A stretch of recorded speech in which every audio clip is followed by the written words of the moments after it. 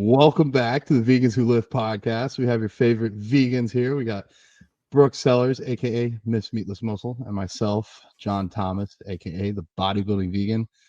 We got a great episode for y'all today. So we're going to be talking about leaving the 9 to 5 and finding the 9 to 9. No. Seriously, yeah. Yeah, but starting your own business, this is something so many people want to do and don't do. Or they just don't know how to get started. They don't know how to take the risk. So we're going to be talking mindset. That's a huge part of it. The steps we took, how we managed our time, all of the things that you guys need to know if you're looking to start your own business. And it's even more about that, but just taking risk in general, believing in yourself. So, it could be leaving the 9 to 5, but really insert whatever dream you have here. That's what this episode is about. Taking the chance, believing in yourself, going after your dreams. I agree with Brooke. Quite often now, when something seems uncomfortable, scary, difficult, or like maybe I'm not quite good enough for it yet, that's when I'm like, this is where I need to dive into. This is what I need to find out. I need to find out if I'm good enough for this or not. It's funny. It's you hear the no risk, no reward. And it's just so true. It's so true. And it's okay to take risks. I mean, I now have a successful coaching business. We have a successful so far Vegans Who Live Coaching Academy. I'm about to start the 3rd month here of that. I also have a number of, I'll say, failed businesses on the side. And not everything is going to be a home run, so to speak.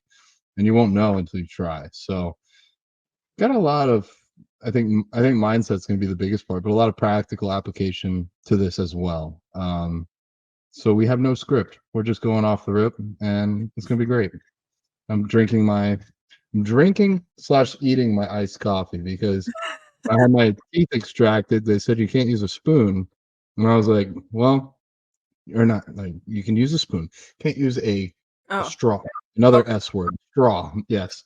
Anyways, can't use a straw. And you also can't drink hot coffee because, like, I don't know, I guess you don't want to lose the blood clot. So I was like, what can I do to get my caffeine and artificial sweetener addiction taken care of? I'll just make iced coffee, blend it, and eat it with a spoon. And now I kind of like that, so I do it a lot. But then I'm running late, and it has my lion's mane mushroom in there. So I was like, I need to get this before the episode starts. But anyways, yeah, I'm gonna drink this. Brooke, you can. Yeah, that's okay. Yeah, drink your artificial sweeteners and caffeine in there, and we'll chug them down. Well, we could start with our wins since you're still chugging your mix there down, your elixir. I can start with my win. So my win for the week, I'm really excited. I mean, I know I haven't really talked about this on socials or on the podcast that much, maybe a little bit on socials, but I mean, I know, John, that I've been trying to like cut some weight forever, and it's just been really challenging. Ever since my last show, like I had the gut issues, and then like you're not partitioning nutrients correctly. So like you can't worry about like changing your composition and building muscle like when you're fixing your gut. So that was like my top priority for a really long time, like probably 8 months or so. And then after that, I was like having some thyroid issues. And then, I was getting really frustrated because I was like doing 15,000 steps a day. Eventually my coach increased me to 16,000. So I was doing 16,000 steps a day. I had pretty low macros too. And I've been doing this for months. And it was like maybe a half a pound a week. Like it didn't feel like the effort I was putting in was really worth the award. Like I know after so long it would add up, but like half a pound is like nothing when you're doing like 15,000 steps a day, training really hard, eating like 140 grams of carbs, and then, I got really frustrated with the scale. I was just like, you know what? I'm just going to not weigh myself for 2 weeks because I was kind of feeling like I'd weigh myself, it'd ruin my day. And then I would feel less motivated. Just after months and months and months of like not really seeing it budge. And then I didn't weigh myself for 2 weeks. And then I weighed myself this week to check in with my coach. I was like so nervous. I was like holding my breath because I knew I was going to be super discouraged because I had like 100% prep compliance, 100%. and I lost 6 pounds in 2 weeks. And I was like, okay, cool. So I don't, I don't know exactly like what did it. Um, I haven't changed that many variables. So I don't know if it was just the stress maybe of like psychological stress of stressing myself out about it, feeling kind of hard on myself, beating myself up. But I was like really shocked. So now I'm just like hoping I can keep going because I really wanted to maybe do a show this year, maybe do a show, but mostly I just want to get to a place where I feel really comfortable again. Like I feel good. I fit in my clothes that I love, my cute clothes, and I feel like I could do a photo shoot, take some content, stuff like that. So yeah, that's exciting. That's my win for the week. Hell yeah, dude. Of course, my coaching brain is like trying to pick it apart and do what I do when a client checks in. But I mean, props to you. Perfect compliance for 2 weeks. Clearly, the plan is working now. I don't know if maybe there would have been some variables unaccounted for that snuck in before, maybe some meals off plan or things like that, but it's working now. I was concerned because your step count was so high, like 15, 16,000 steps. That's nuts. That's a lot of walking. Yeah. Good for you, dude. Okay, I'm gonna be a coach. How is gym Yeah. performance? So last week, now, okay, so I will say this, but this is the crazy thing. So I've been on, I've been on T3 and T4, and you saw my blood work, and my T3 and my T4 were like crazy off the charts. And so my coach ended up being like, all right, you need to come off the T3 and T4 like immediately. Because it was just too high. So I came off of it, but that was only like 3 or 4 days ago. So I can't imagine that would have created like a 6-pound difference in just a few days. I don't know. My boyfriend's a hormone doctor, and he had all these reasons. Like basically he was saying like, if your T3 is too high, you have a really hard time flushing out inflammation. And so that could have been a big component there too. And I will say my gym performance really, really sucked like last week. It's gotten better this week. But man, it was like a 10-pound decrease almost every exercise. Some exercise, like big movements, like 20 pounds. And I was like, what is happening? But the T3 just jacked me up so much. Like I just kind of felt like I had anxiety because I'm just an anxious, kind of high-strung person anyway. So to me, I'm just like, yeah, I'm just probably a little more anxious than usual. And I also cut out caffeine forever, and then I just started having coffee again. So in my head, I'm thinking, okay, coffee's too much for me. Got to go back to no caffeine. But I was still jacked up. And then and then after like looking at my blood work, my boyfriend was like, this is why your gym performance sucks. This is why, you're having terrible anxiety. I was having like the shakes. I was like, last week I started getting this eye twitch, which was weird. And I started looking up like all the like deficiencies that could lead to twitching. And I didn't have any, like I eat really good. So I was like, I don't know what this could be, but the T3 was like really, really throwing me off. So I came off that. I came off the T4. Other than that, the only, which like I said, was not 2 weeks worth of being off the medication. It was just 3 days or so. But who knows, sometimes you get crazy drops like that. The only other thing that I introduced was Brazil nuts, because I know they're like super good, like tons of selenium content. And I had Caitlin, Caitlin in our academy, she said she was on thyroid medication for a really long time. She started doing some Brazil nuts every morning. She was actually able to totally come off of it. And I was like, I don't know. I don't know if I believe that, but it can't hurt, right? Like it can't hurt just by me eating 2 Brazil nuts a day. Like it's nothing bad is going to happen. So I might as well try it. So for your coaching brain, those are the 2 variables that have kind of changed. Oh yeah, the wheels are turning right now. Yeah. We hit so much stuff. I want to slow it down for our listeners that might not know. So T3 and T4, those are one, they are medications, but they are also blood work values that we can monitor to see how well our thyroid is functioning. When we have a properly functioning thyroid, we have thyroid stimulating hormone, TSH. I'm like 99% sure that's correct. That tells our thyroid basically to go ahead and make this thyroid hormone to help our bodies burn fat, use energy up. So if I'm correct, we make T4, and then T4 is converted into T3. So you could have issues with your thyroid. You could have issues with not making enough T4. You could have issues with making plenty of T4, but it not converting to T3. So the thyroid is a little bit of a a tricky beast, so to say. And so in Brooke's case, you can take T4, you can take T3, you can take a combination. However, if you jack them up, you are going to get anxiety. Your gym performance is going to go to shit because you're going to get, if you're very lean, you'll get very stringy. Like that's like a very sciencey technical term, stringy, but basically flat and not a whole lot of energy in your muscles. I wouldn't be surprised if that pushed your cortisol higher and then retained water. So that would explain that. There's no way Brooke lost 6 pounds of fat in 2 weeks, but probably a few pounds of fat paired with a few pounds of water, and getting herself back to where she was. So that's where my coaching brain went. As far as the selenium, you can get it from Brazil nuts. You can take it in a capsule. I have all of my clients that get into a prep or coming out of a prep. We will run selenium, iodine,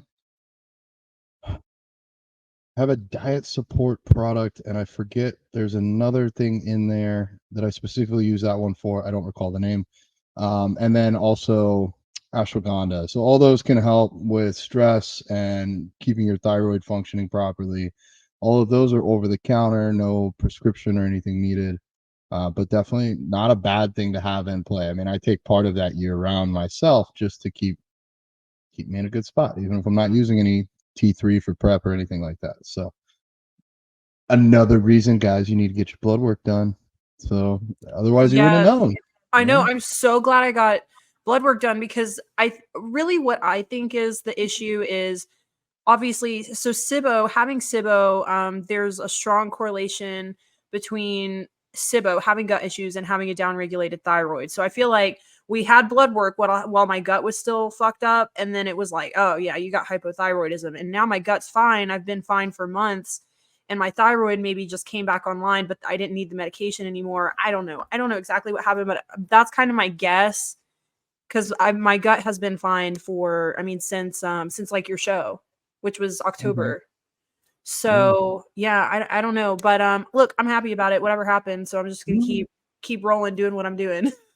Well, I hope we get a similar win next week. I'll be looking out for that.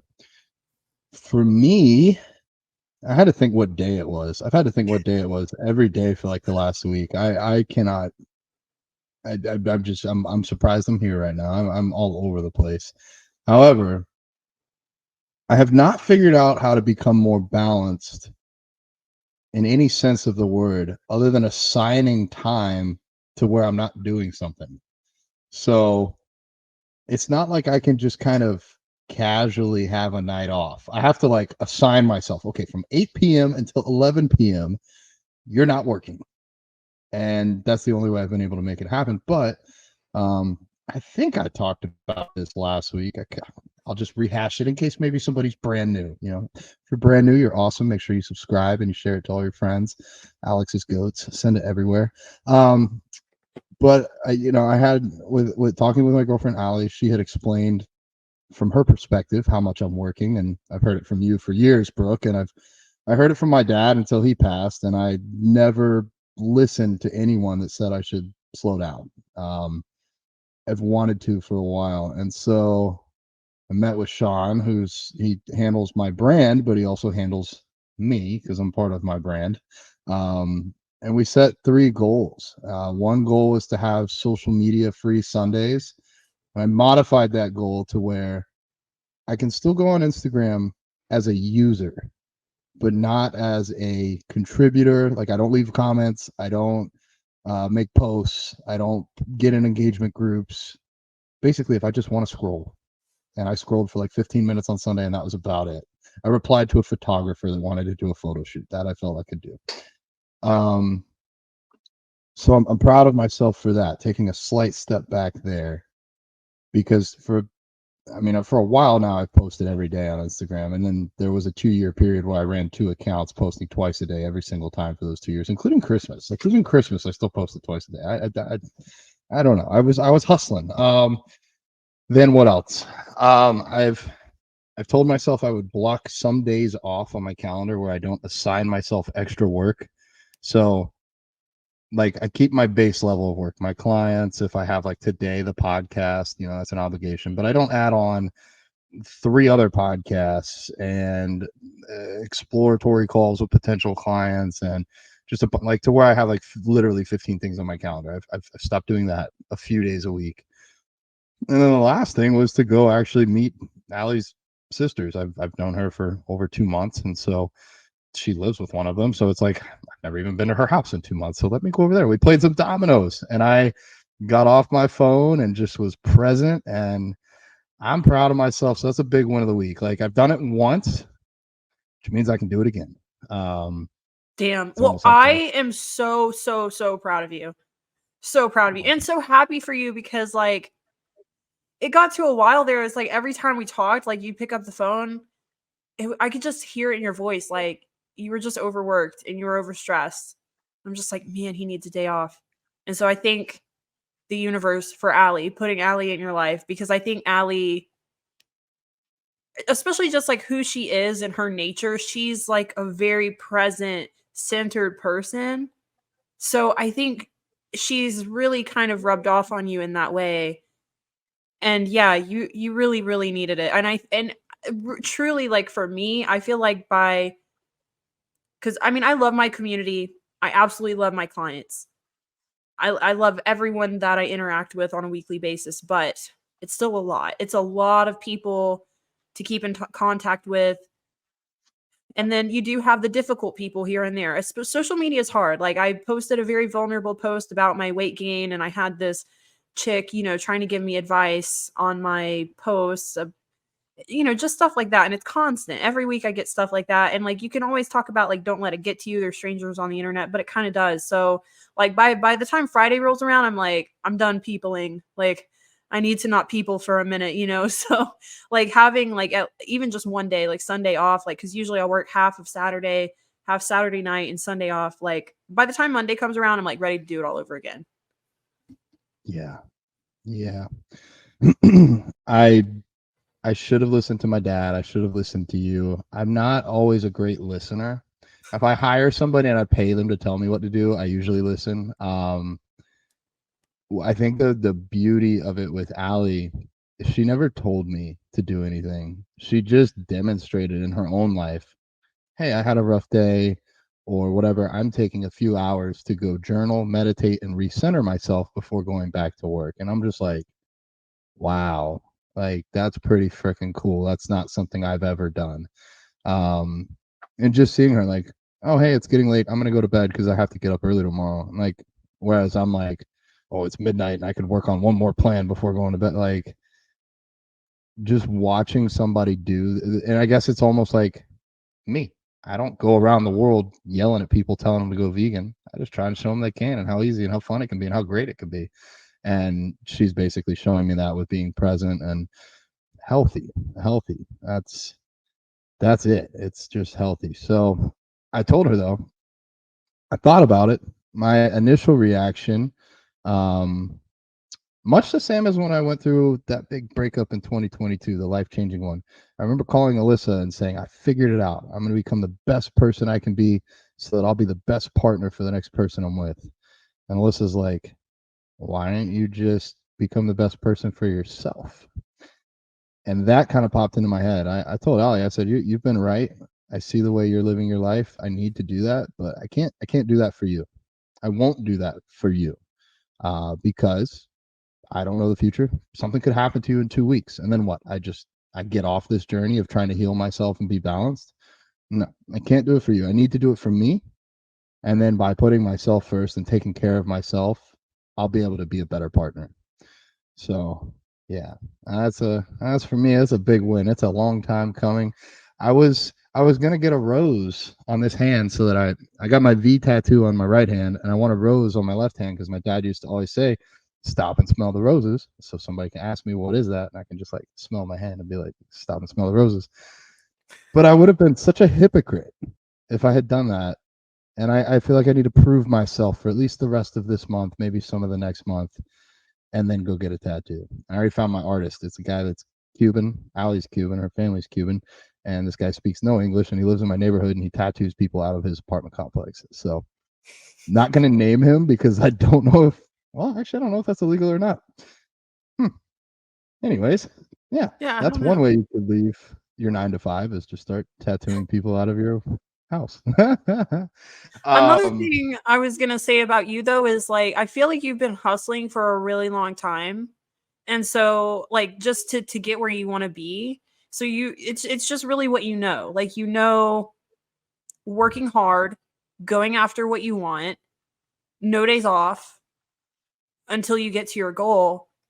And I feel like you're kind of at that place now. Like I remember you saying yesterday on our academy call, like I'm here to help you guys. I have plenty of one-on-one clients and you know that so now it's like you can kind of sit back and enjoy what you've built, enjoy what you've created and not really work yourself to death like you were because now you're at that point you're at the point that you've worked so hard for. Like I know you still have other goals and things you want to do, but you're just in a different place now. So you can take that Sunday off for yourself. Like you have people coming to you. And we have so many other people that we're helping and that are actively in our community. So taking that time off for yourself is not going to hurt you. yeah, thank you. You're definitely right. And when I left the 9 to 5 to somewhat tie it back into that, like my whole goal was to pay my bills. That was all I was concerned about was money.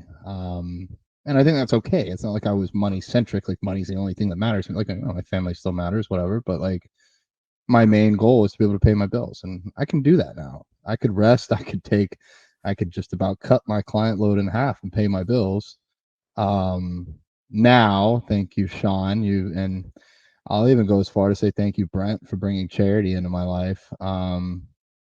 That's where I want to be now. I want to make a difference, and that's where it's hard because for me, at least, I know this isn't the case for everybody. Once I hit a number in my bank account, I won't need to see a bigger number than that. I'll be happy. I'll be fine. However, I don't know if there will ever be enough of a number of animals saved or factory farms shut down. I guess until the number of factory farms that currently exist is zero, I won't be fully happy. And it will be a calculated pullback on Sundays that, okay, I'm taking Sunday off and it's not because I'm selfish and it's not because I don't care about these animals and it's not because I don't want to change the world. It's that I won't be able to change the world in 3 to 5 years, more like 30 to 50. And if I go at this pace, I'm probably going to kill myself in the next 5 years. So I I need to slow down so that I can be in this for the long term. And I'm seeing that from you, and I respect the hell out of that. Where I've asked to call you on Sundays, and you're like, nope, today I'm busy. And I'm like, man, I love Brooke. I love that she loves herself this much. Like it's inspiring to me. So yeah. Anyways, um, Good super. wins. Yeah, good wins on both. I think. I mean, we're both healthier in different ways, physically, Oh, yeah. mentally. And you were talking about all those people. We got one awesome person, Tyler Grimm. He's a friend of mine, a friend through Instagram. I've made a lot of those. He did drop us a voice question, so remind me before this episode ends to play that so that we can get back to him and anybody else. If you want to go ahead and what was the URL? Damn it. vegansexplorer.com. Oh, veganswholiftpodcast.com. Yeah, that's easy. Okay. Veganswholiftpodcast.com. If you want to leave us a question, have us answer it live for you, go ahead on over there. We'd love to do it. It's fun. It's like a way for us to keep up with people. Anyways, what do we Shaker Game. Cup game. Yeah, Shaker game. Cup game. Got it right here. We've got the formula Right. down, dude. We don't even need a script. Look at us. I know. It's like we've been friends for a few years. Okay, this one's I did put they're on post-it notes. This one got stuck together. Okay, this one's kind of fun. What is a trait or behavior you find very unattractive, but someone else may find attractive? That's a tough one. I got to think about that one too. Does trait mean like physical characteristic or more of like, are we thinking like personality? Either one. Either one is fine. Ooh, you know what? I got a good one. I think I got a good one. One that I Okay. find attractive and somebody else might not. Well, it was actually the opposite. Something you find Oh. unattractive, but somebody Oh. else might find attractive. Although we could do the reverse. All right. Well, I got kind of the same here. I Okay. kind of reversed my answer. I find it attractive, like if I'm talking about like a partner, like a romantic partner, when they have their own opinions and can justify them and speak up about them. So, like, I don't want to be with, I guess it would be a yes woman if I was with a woman that just agrees with me on everything. Because then I never get challenged. I never get a chance to level up or question what I'm doing. I mean, even to the sense of Allie wanted to redo the cabinets here. And I was like, no, I know where everything is. It's all in its perfect spot. And then like I was in the room while she started to reorganize it, and I was just thinking, no, no, no, no, no. And I eventually just left. I just couldn't handle it. I couldn't handle it. But now I've readjusted and it's actually a lot better. So I'm glad she spoke up. But in my past, I've dated women that were like yes women and just agreed with everything I said, which makes it seem easy. But then like I don't feel like you're even really getting to know that person. And I think the reason why other people might find that unattractive is there are a number of men out there that just kind of want to speak as if they're God and let the woman listen and then follow their orders or listen to like I don't want that. I want people in my life that challenge me. Everybody in my life that is a nice person that challenges me makes me better. So um yeah, that's my trait, I guess. Well, I think we should do Okay. one like one that is not One that is physical and one that is attractive and then physical. okay, and then a physical and a Yeah. non-physical. Okay. Okay. So that was my Hmm. non-physical. You can Okay, try my that. non-physical. Okay, so we're reversing it. What we do find attractive. That's what I'll do since that's what you did. So something I find attractive that maybe other people wouldn't find attractive. I like when guys can be real vulnerable. Like I like honestly, I like a guy who can cry. Like like even if it's just something corny like a sad movie or something or like, like I like a guy who can be open about their feelings and not have to be hardcore all the time. And I know some people, I do think a lot of women value that, but I know that there are these expectations of men that they have to be strong, they have to support everyone. They can't cry, they can't be vulnerable. But I really find that attractive.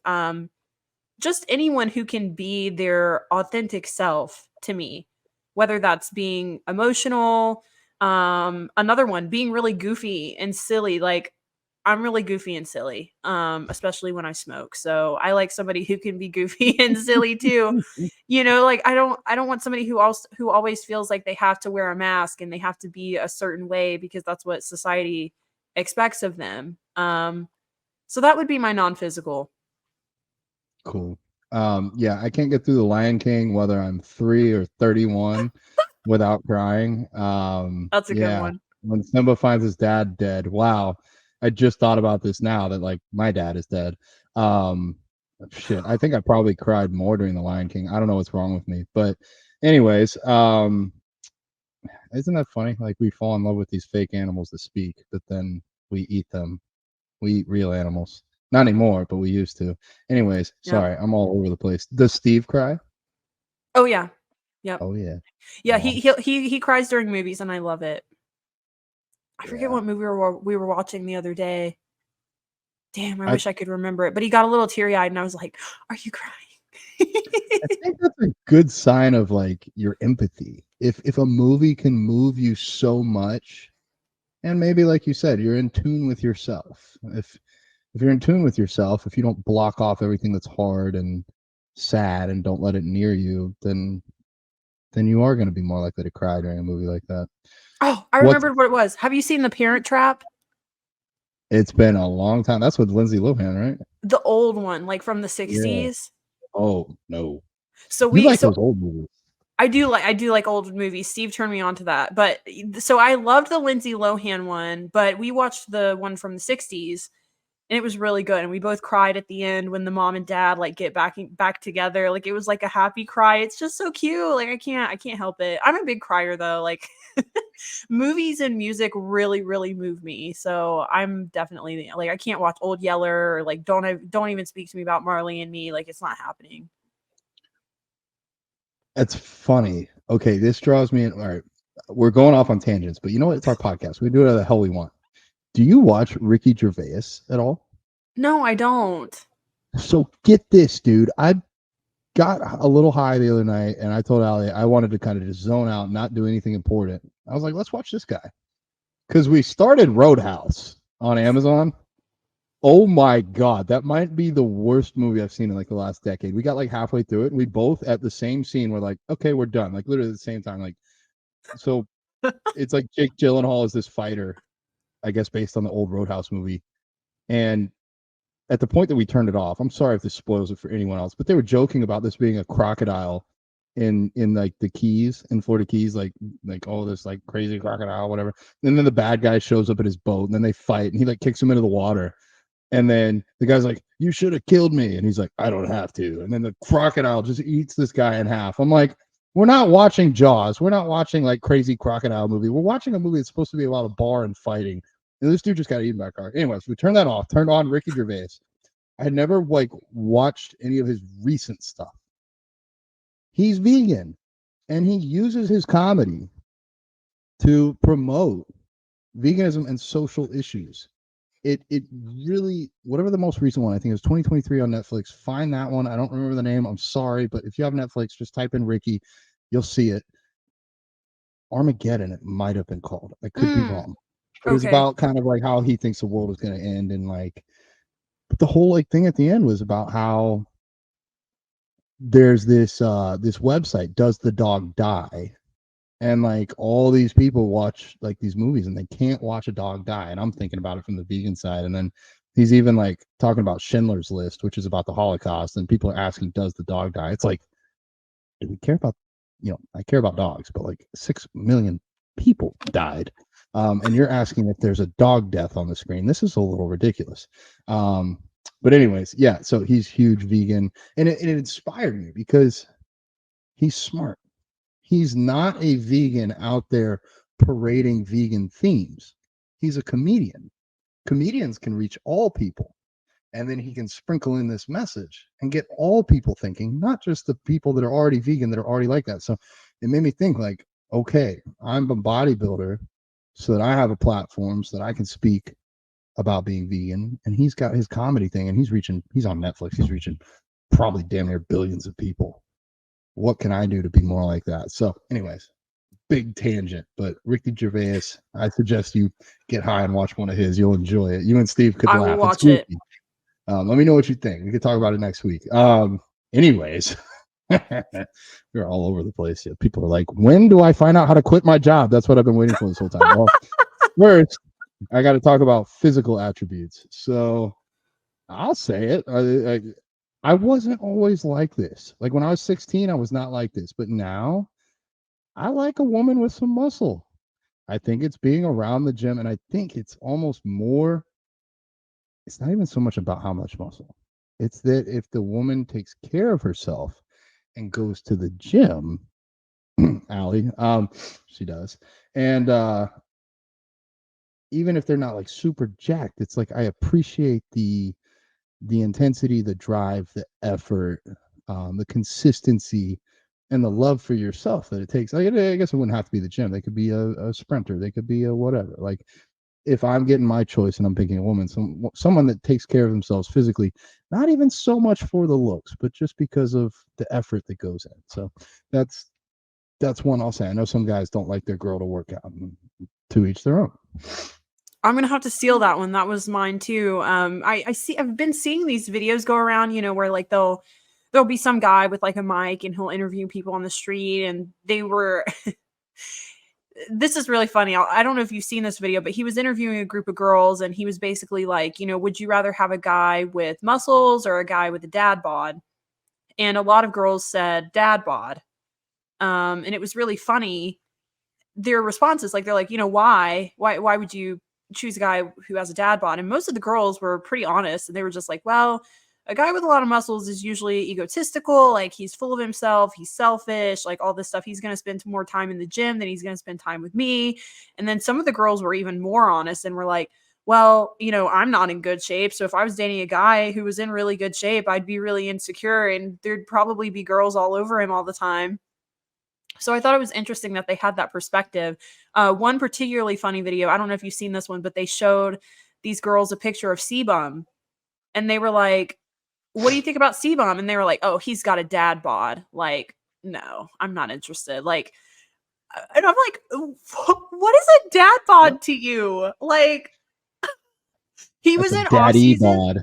I know, right? Like he was in off season. He had like a little bit more body fat, but like still, like the guy's like, you know, top 1% in the world. And they're like, no, I'll pass. He's got a dad bod. Like when I think dad bod, I think like a giant like beer gut belly, you know, like I don't think Mm. sebum. I don't know what's wrong with No. people. Well, I think the first part you hit on, I think it's so true. It's like if I don't go to the gym, if my partner does and they look great, then somebody's going to steal them. Or I have to watch my partner having good habits all the time. And then I have to completely justify to myself why I can't do what they're doing. I think that could go for vegan, that could Yep. go for the gym, that could go for taking days off from work, like any of those things.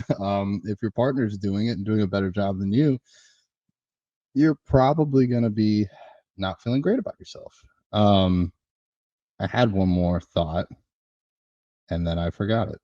Um, I think that insecurity though, like that's a Yeah. big one. I knew coming out of my last relationship, I'm gonna have to find a special woman that's okay with me having multiple best friends that are women, multiple clients that are women, multiple friends in the gym that are like I used to never have female friends. I was really scared to talk to women. I don't know. But now, about probably half the people in my life are women. Statistically, that makes sense. So I just knew whoever I was with was going to have to be really secure with themselves and not have a whole lot of like jealousy or insecurity things because I'm constantly surrounded by women. But that doesn't mean it has to be inappropriate or anything. Like I don't know. And I've become. I used to be that way too when I was younger. Like even in a couple relationships ago, if my girlfriend was like hanging out with her guy friend, I'd be like, "What are y'all doing? Like, why are you hanging out? Why aren't you hanging out with me? What's he got that I don't got? He don't even go to the gym." And then I'm like, "Oh my gosh, I've become that person." So yeah. Anyways, all right, I am really on a tangent today. This is me, completely sober, just high on life, and a little bit of caffeine.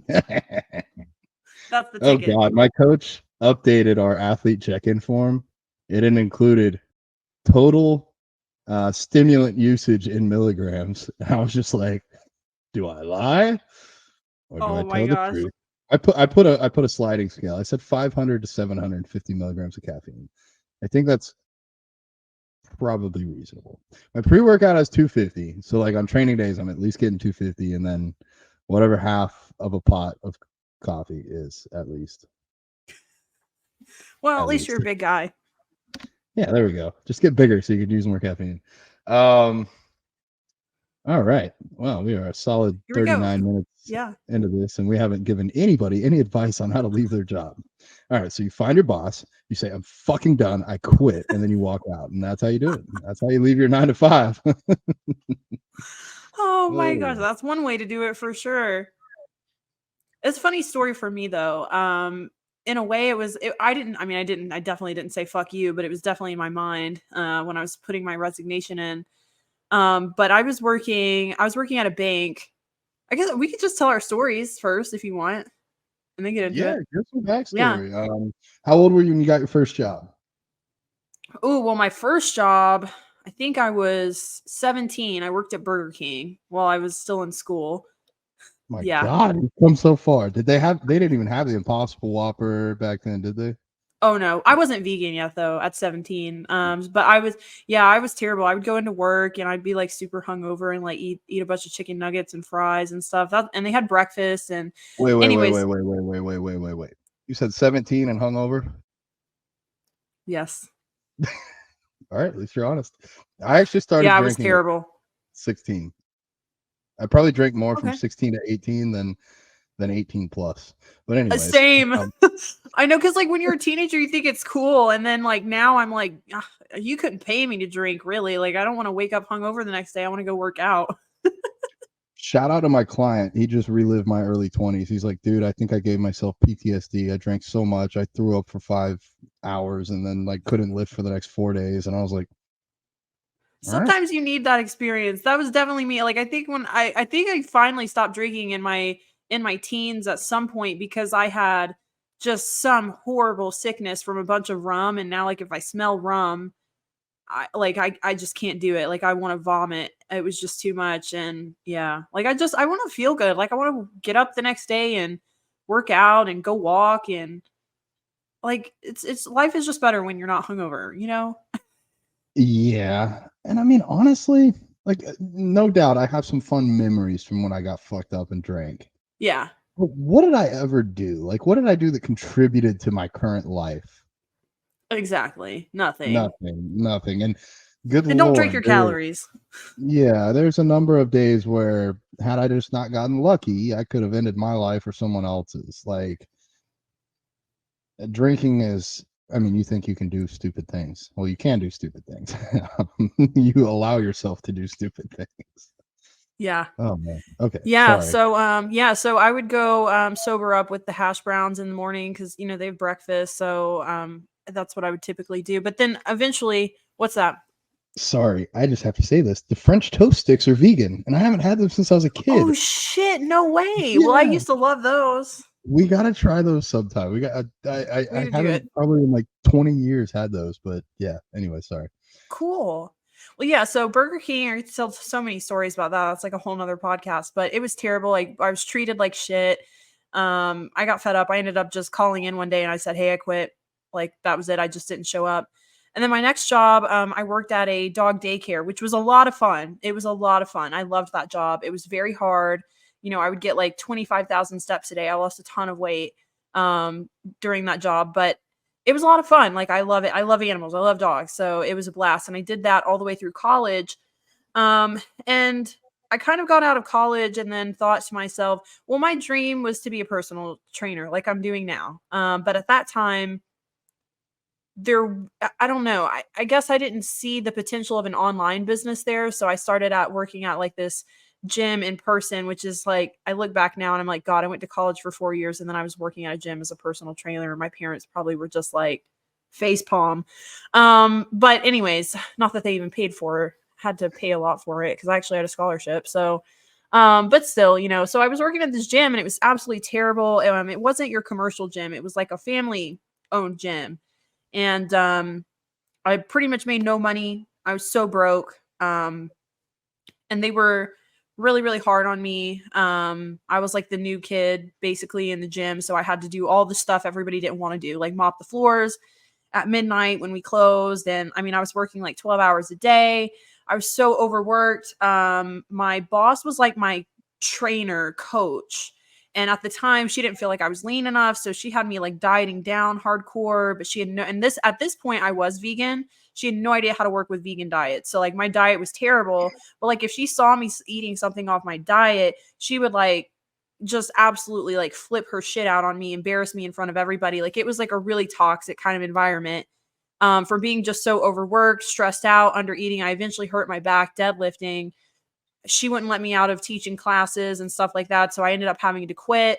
And I kind of felt like my dream was over. Like, you know, personal training, not exactly what I thought it was. There's no money there. I this just wasn't what I expected it to be. So then I kind of fell back on my degree. My mom's a banker, so I started banking, and that was absolutely miserable. So like I absolutely hated it. People treat you like shit. It was like very stressful. Every time it's like Friday or the end of a quarter or the end of a month. I mean, it was just like absolute chaos in there. We were so busy all the time. And it was around like COVID. Uh Okay. the pandemic that I just kind of had this idea that, and I had a lot of people asking me for help because I had already at this time probably been working out a few years and made a pretty decent transformation, like nowhere like where I am now, but I looked really good. And so I had people asking me, if they could get some advice, get some help. And I was just doing it on the side, really, really cheap, almost for nothing, pretty much like $50, just to help my friends, help people out. And then I just kind of got this idea like, this might be kind of cool. I'll start an Instagram and just see what happens and, maybe post some workouts, stuff like that. And it just kind of took off. My first business coach, Julian Hero, I believe that's how you say his name. I don't know how to say his last name exactly. Jack Vegan. So he reached out to me. He came across my page. Have you ever thought about vegan coaching, like being a vegan coach online? I was like, yeah, I have, but like, this was my excuse. You're going to love this because this this is going to sound like so many people that we talked to. I was like, yeah, I thought so, but like, I don't have a good camera. Like, I don't really have a good like setup yet. Like, I don't really have like a nice laptop or really any of the equipment to like have an online business. And he's like, you don't need any of that. Like, you don't need any of that shit. You can just start doing that. You can start coaching now. And I was like, really? And he was like, yeah, like you have a great physique, you know your stuff, like there's no reason you can't. And so we ended up getting on a call. I ended up going through the business coaching course. And long story short, it just really took off. It was kind of the right skill set at the right time because everybody was working out at home. Everybody was on social media because there was not shit to do. Everybody was like in lockdown in their houses, right? And so within 3 months, I was able to quit my job. And then, like you said, in a similar way, again at the bank, it was a toxic environment. People were shitty. People were mean to me. It was catty. It was just not a good place to work. And eventually, I would be like working and answering emails and updating programs and messaging clients back. And then eventually, they sat me down and they were telling me I was on my phone too much. Like I had to get off my phone and I had to really like concentrate on what I was doing. And I was just like, okay. And the next day I went and put my 2 weeks in because I'm like, dude, I'm making more money on my phone than I am here now. So, I don't need this. But it was scary. Like, I'm not going to act like it wasn't scary. Yes, I was making more money, but like at the same time, I'm like, am I going to be able to sustain this? Like, I don't know. I don't know what the future holds. I mean, an online business, I didn't know anything about it. I'm the only person in my family who's an entrepreneur. Everyone else works the 9 to 5. They've climbed the corporate ladder. And I'm the only person who has like gone out and started my own business. So, I mean, it was kind of scary to put my 2 weeks in, but I was like, I know I can do this. And like all these 40 hours that I'm spending here, if I spent that on my business, I could do even more with this. So, yeah, that's kind of my story in a brief nutshell. Yes. Whew, a few topics I want to hit on. One, I'm so glad you're the only person in your family. I'm the only person in my family. I'm so glad we have each other. Literally yesterday on the phone, comparing basically notes of how to handle a situation because there's no manual for this. There's no guidelines. It's all made up, and we get to make the rules. But Brooke and I care enough about our clients, so we want to make sure we make the right rules. So I know for me personally, you've helped me a number of times with some decision making, and I'm glad I can at least basically. I was telling Ali, I'm like, I just answer Brooke with what I think Brooke would have told me, like, or I'll ask like what my coach would do because my coach is even a little more hardcore than me. He had an Olympian that he fired because this dude was like 3 weeks out and had a cheat meal that was on schedule with his family, and he's like, okay, you're done. I don't have room for that. And I'm like, dang, okay, time to fire some people. But anyways, okay, so you started working pretty young. Like apparently parents didn't pay for everything. What did you go to school for? So I actually got my bachelor's degree in psychology and I minored in statistics. So originally I got to college and I was hell bent on being a psychiatrist. Psychology always fascinated me. My great grandfather was a paranoid schizophrenic, and I don't know, the whole thing was just kind of like interesting to me, and just everything that I learned. I mean, just mental health was fascinating to me. And something that I really wanted to make a difference in. It really at the time sounded like my life mission. It sounded like this is what I was put on the earth to do. I really feel like I could help people. Um, and now in hindsight, I'm glad I didn't go that route because I feel like it'd be very draining. I can only imagine what it would be like to, I mean, I'm sure it's very rewarding, but I do like, I have clients, I have a client who's a psychiatrist, and I mean, she's constantly under so much stress, always telling me about how work is so stressful. And then not only that, but like I got out of school and I graduated in 4 years. So like I didn't take summers off. I went to school for 4 full straight years. I mean, the most time I had 4 weeks off every year between classes. And I minored in statistics, which was really, really challenging for me because I'm not really good at math. But I wanted to be a doctor. I wanted to be like a neuropsychologist. And they were like, you got to do this. You got to minor in statistics if you want to do this. So I did it. And by the time I got out, I was just like so burnt out. I didn't want to go back to grad school. I didn't want to take the GRE. Like, I just didn't want to study for it. I was like, I need time. And not only that, but just being broke, like being so broke in college sucks. Like, I remember having like $5 in my bank account, and like my mom could, like, we were on the same account. So like she could see like how much money was in my account. And she'd text me and be like, hey, are you okay? Like, do you need me to send you some money? And I'm just like, no, I'm good. Like, I'm good. I'm going to get paid, Friday. Like, I'll be fine. I can go to Taco Bell, like, whatever.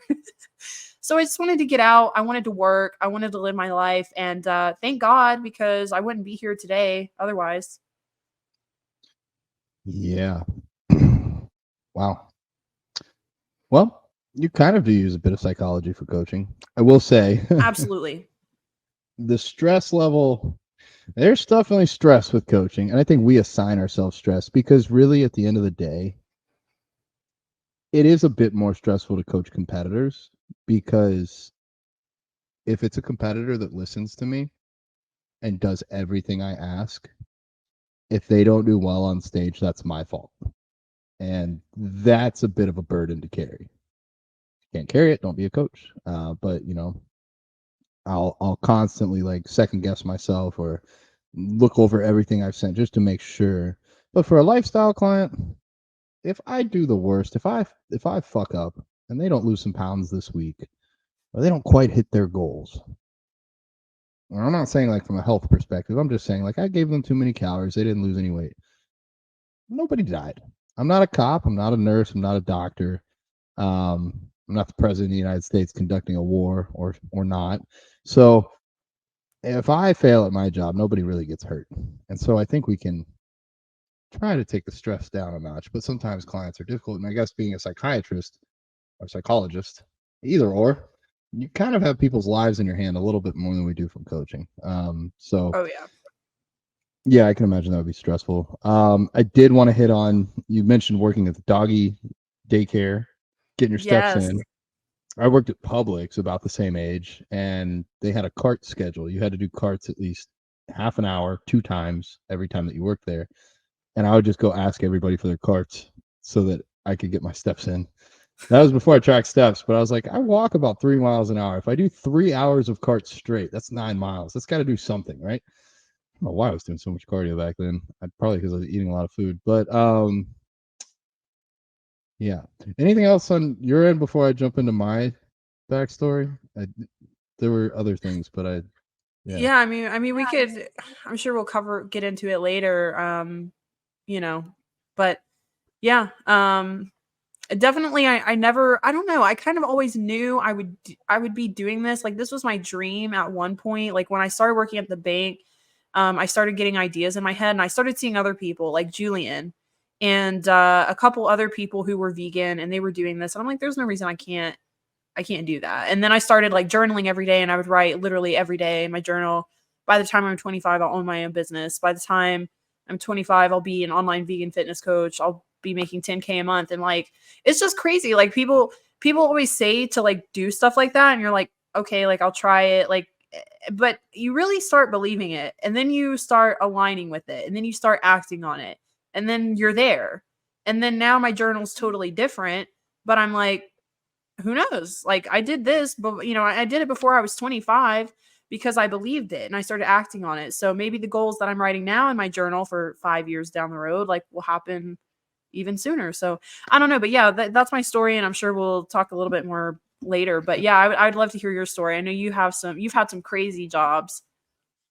I've worked a lot. That was the other thing. I knew there was something else bouncing in my head. The jacked vegans reaching out to you and being like, "Oh, you could totally coach." Like at first, even knowing where you're at now, I'm like, "Look at this guy. He's being like predatory and salesy." But had he not given you a little bit of a push, might not be here the way you are today. Absolutely. I'm so grateful for Julian because he changed my perspective. He made me believe in me. And I grew up I didn't really like, my mom is everything to me and she's very supportive, but my dad is the opposite. He's very critical. Nothing's ever good enough. You're just never going to live up to his standards. So I feel like that's where I get my perfectionism from. And I was really hard on myself for a really long time. And I still am like that in ways, but like at that time, Julian saying that to me, like at first I'm like, that couldn't be me. Like, I don't have a good enough physique. I don't have all this fancy equipment. I don't have like, you know, any awards, any certificates. Like, who am I? And he's like, you don't need any of that.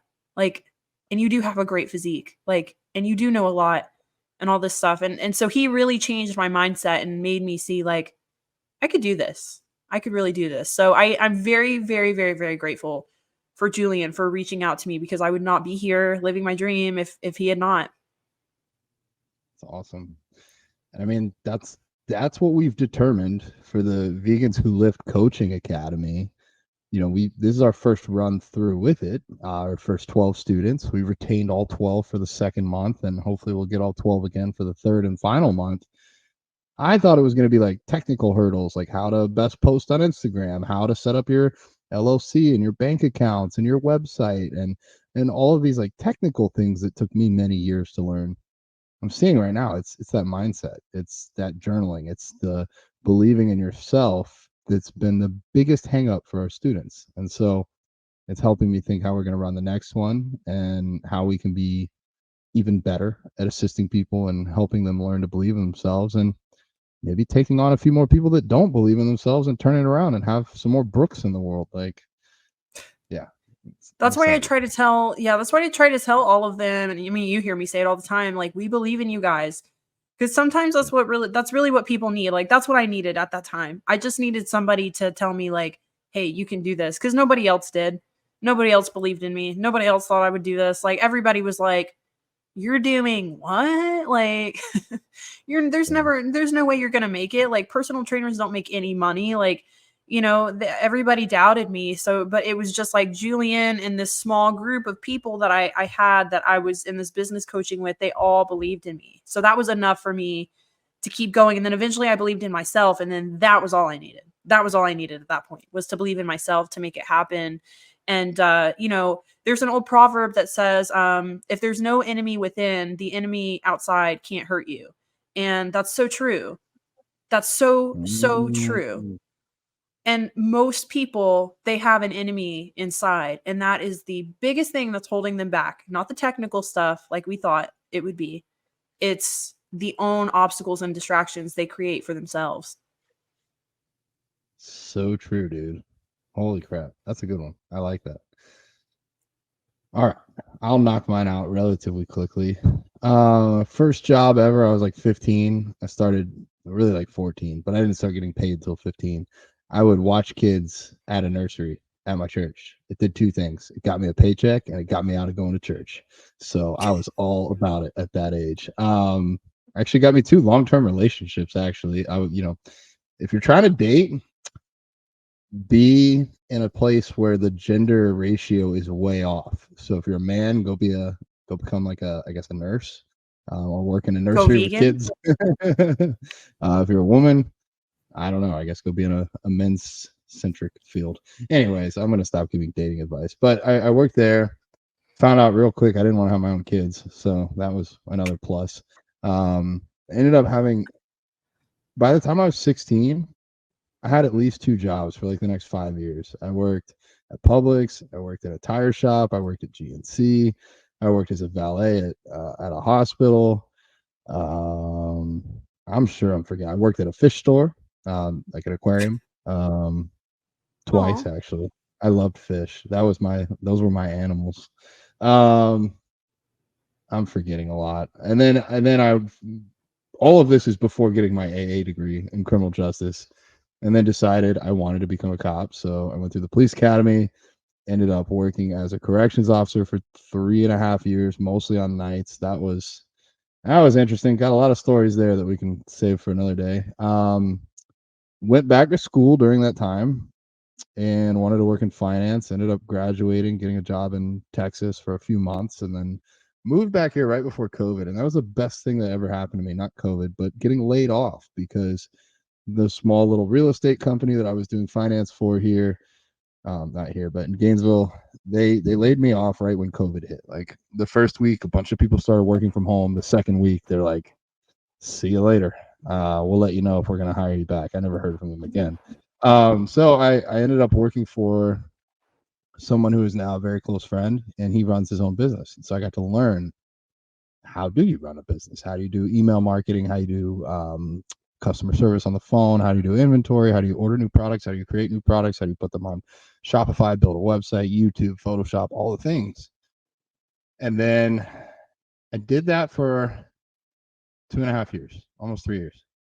And I remember meeting Brooke. You came to see me in person in June, and I saw what you were doing coaching wise. I saw where I was at. I had been coaching for like 2 years at this time while working full time. And so I would coach people nights, weekends, on my lunch break. I didn't really get a lunch break, but sometimes I would sneak in some client check-ins during the day in the bathroom or whatever. And I started to make as much money coaching as I was working for my friend at his business. And I made that really hard decision once my coaching income was more than my regular income, that I was going to try and do this full time. And it was scary. It was scary because you think like, oh no, what if everybody quits tomorrow or whatever? But like, really, how much guaranteed income do you have from an employer? Like, what's more likely? Is one employer going to fire you, or 20 clients going to fire you overnight? Which one's more likely? Now, granted, something could happen that prevents you from coaching. You could lose your eyesight or your hands or whatever. And like, I've even looked in with Johans to see if we can get insurance for that. Apparently not. But that was what led me to leaving the 9 to 5. I think I had always wanted to have a business. I just didn't know what it was going to be. I had no way of figuring out how to scale it or decide what I wanted to do, even though now the answer seems very obvious. I don't think I believed in myself either. I mean, I definitely did not believe in myself. There were a few times where I was like, just gonna try this, and if it works, I'll keep doing it. Same with leaving. Like, I don't think I fully believed in myself quitting my full-time job, but I was like, I need to take this risk and see if I can. So now you got our backstory. Now I guess we could give some like tangibles on leaving the 9 to 5. I think the time first one, management. yep. If you want to Yeah, leave a because 9 to 5, get yourself a 5 to 9. Start working in the evenings. Start a job. Like, unless you already know how to do something, like I could go back and work a corporate job and then go back to coaching in a few years if I wanted. But if you've never done it before, are you watching Netflix every night, or are you building your business? What are you doing? yeah, Um, I know a lot of our coaching clients, some of them are struggling with finding time to make a post or set up a client's workouts or whatever it is. And I know for me, like similar to you, I'd go in the bathroom and answer some messages real quick, or on my lunch break. I was lucky I had an hour for my lunch break, so I could do like a 30-minute call with somebody. 2 15-minute calls with somebody if I had to. And in the morning, I would just get up super, super early, like ridiculously early in the morning, bust out a few things, go to the gym, work out, do a little bit while I worked out, between sets. Is that ideal? No, but you got to do what you got to do when you got to do what you got to do. And then I'd get home and I'd do more calls. I'd take calls on my commute home. Just really fitting it in anywhere I could. Now, at this time, it wasn't like a chore to me. I was so excited about it. It didn't feel like work. Like I was so excited to get on these calls with people. Like, I'm like, I can't wait to tell them about what I have to offer and tell them how I can help them. And I loved posting. I loved engaging with people. Like, it was a blast. So I could have stayed up all night doing it. Like, it wasn't hard for me at that time. Sometimes now it does feel like work, but I remember just getting started. Like, if I went to bed at midnight, I was okay with it.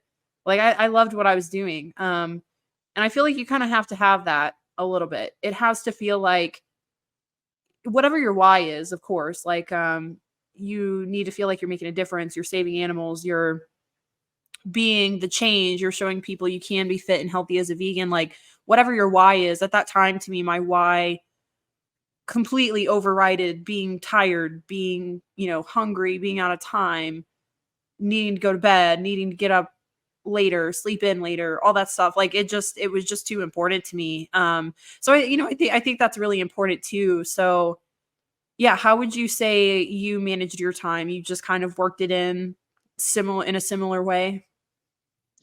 Yeah, I mean, when it first started, I just had like one client, so that was super easy. But when I started to have a roster going, yeah, I worked 9 to 5, sometimes 8 to 5.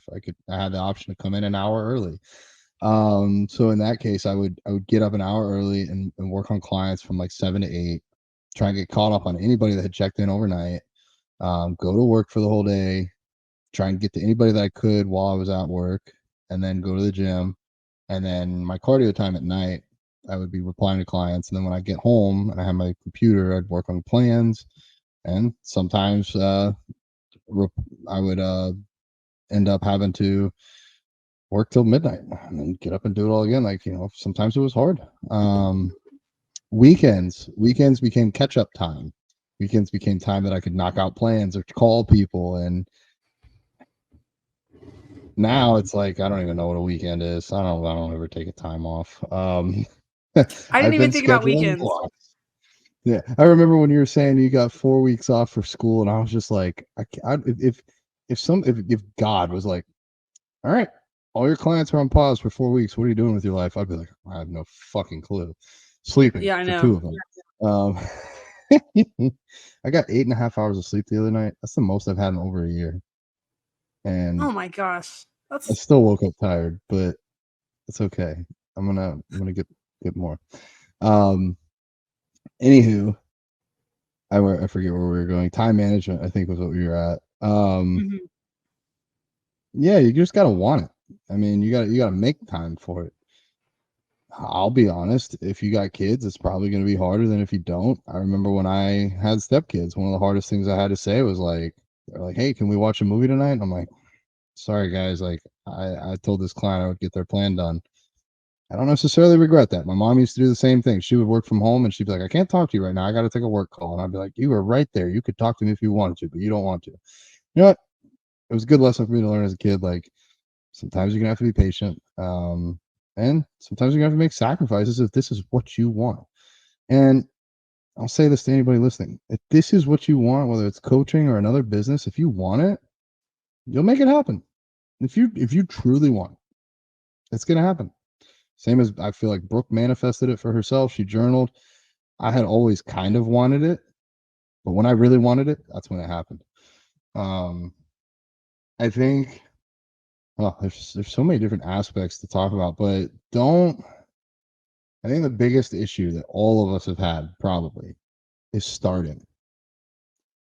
For me, probably for 5 or 10 years, people asked me if I coached, and I said I don't know enough, or I don't have any clients, or no.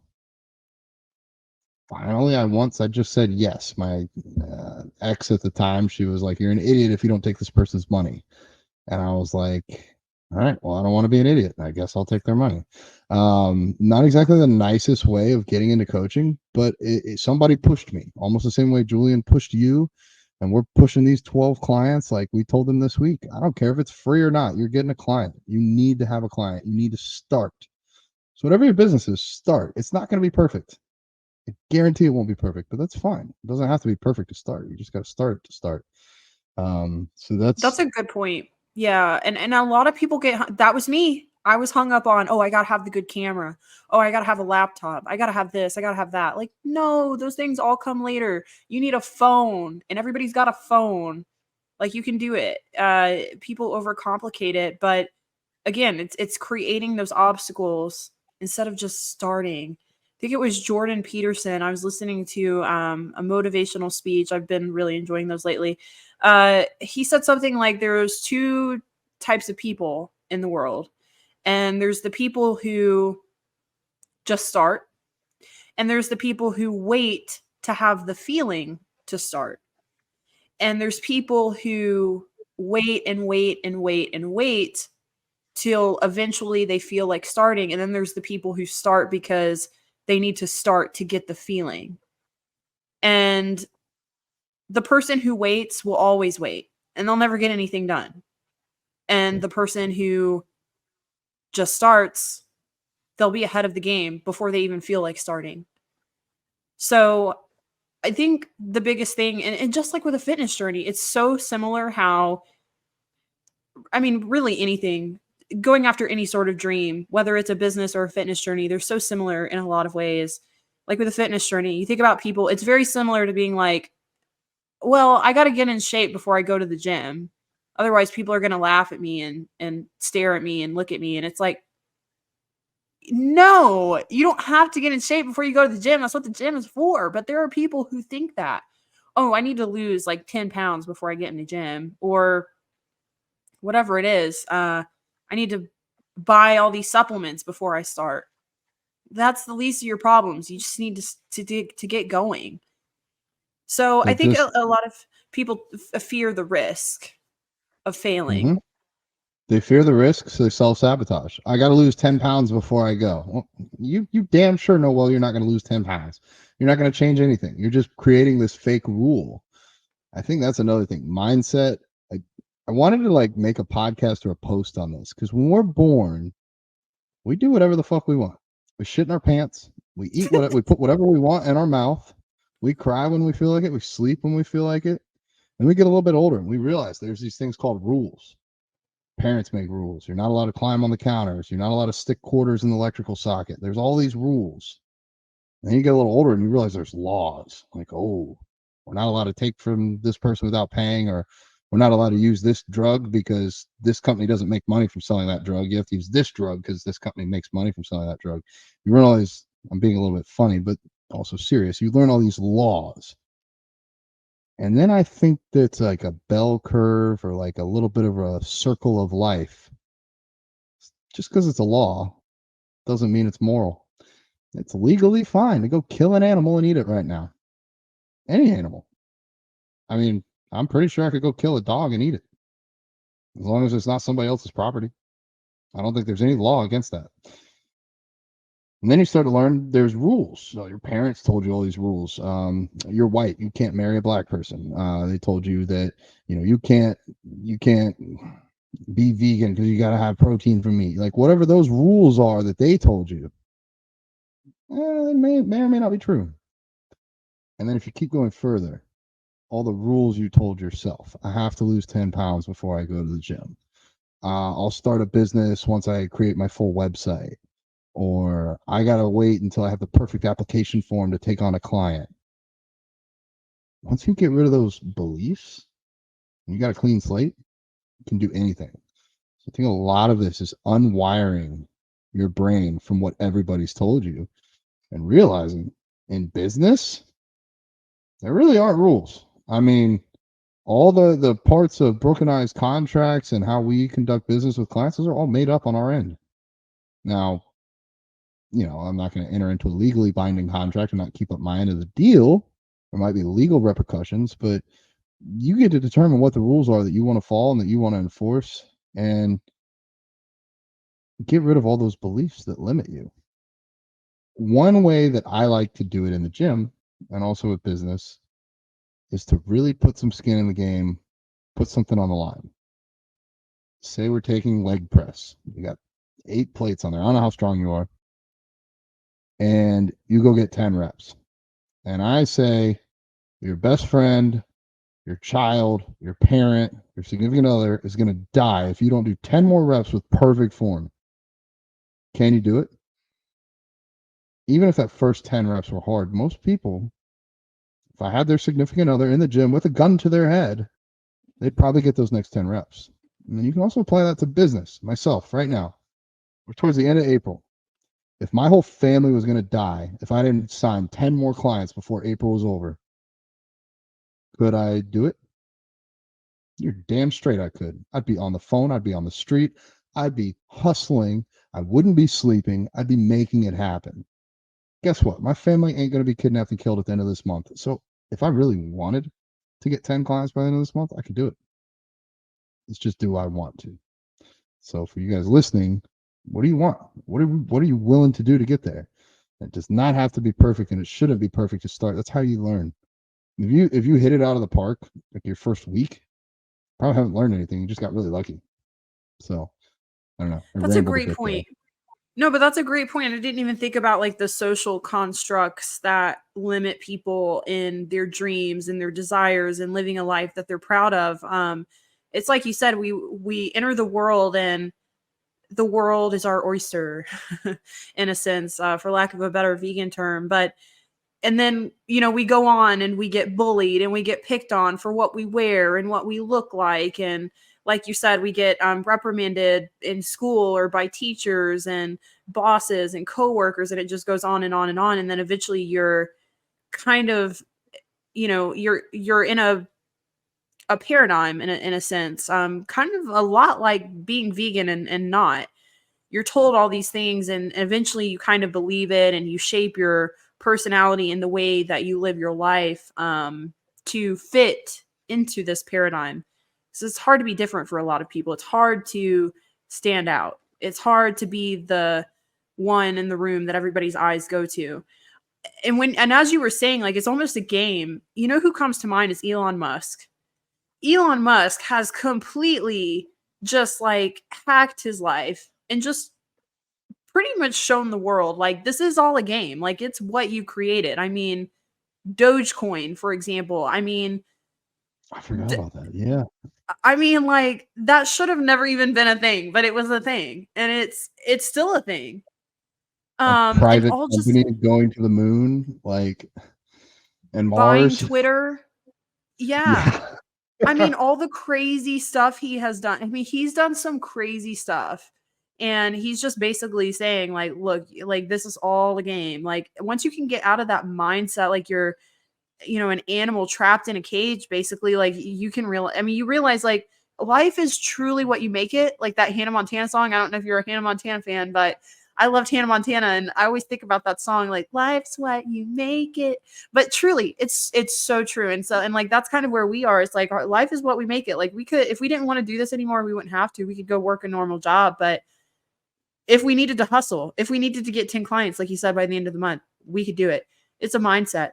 And the other thing that you mentioned that I wanted to hit on was, what's going to keep you going? And I think for a lot of people, commitment is hard. Like, whether it's with a fitness journey, which me and because we coach people, or a business, because business is going to take the same level, if not more of a commitment than a fitness journey in some ways. And real commitment, that means doing what you said you were going to do long before and after that feeling leaves, where you were super motivated, you were super excited to start this business. That feeling's gone, and you're still doing what you said you were going to do. A lot of people don't have that level of commitment, but it's something that you need when you're going to go after your dreams and you're going to pursue the life that you want, because there's going to always be obstacles. And law of attraction, like we've kind of talked about a little bit earlier, I mean, life will give you challenges to test you. Do you really want this? Are you really going to make it? Like, I truly believe that sometimes our hardships, they're just challenges from the universe, and we have to push ourselves, and we learn a lot about ourselves through that. But if you want to achieve any sort of dream, any sort of greatness, you've got to push yourself through the obstacles and the challenges to get there. And it's just part of it. And it's a mindset. Yeah. 100%. I'm trying to think of more tangible things we can tell people to do. outside of, honestly, I think the most important one is believe in yourself and take some risks. Like I do think that's the biggest thing, but I don't know how many people are ready for that. True. I know, like, if I was 3 years ago, 4 years ago listening to this, I'd be like, I'm not ready for that. That's not, that sounds great, but that's not me. So maybe get like a business plan or an outline. Like, what would you like to do? What, reverse engineer it. How much money do you want a year? Okay, I want 100,000 a year. Okay, let's say 120,000 a year. That makes the math easier. I want 10 grand a month. Okay, how are you going to get 10 grand a month? I'm going to work with clients. Okay, how much are you going to charge them a month? I'm going to charge them 500 a month. Okay, how many clients do you need then? I need 20. Okay, how are you going to get 20 clients? Reverse engineer it that way. Start with where you want to be at and go back the other direction and build yourself some action steps. Or just start. Don't have the end game figured out. Don't limit yourself. I used to think 50 clients was the limit for me. Now I think, like, I really wanted 100. I can do 100. My coach does 100. So why can't I? Get started.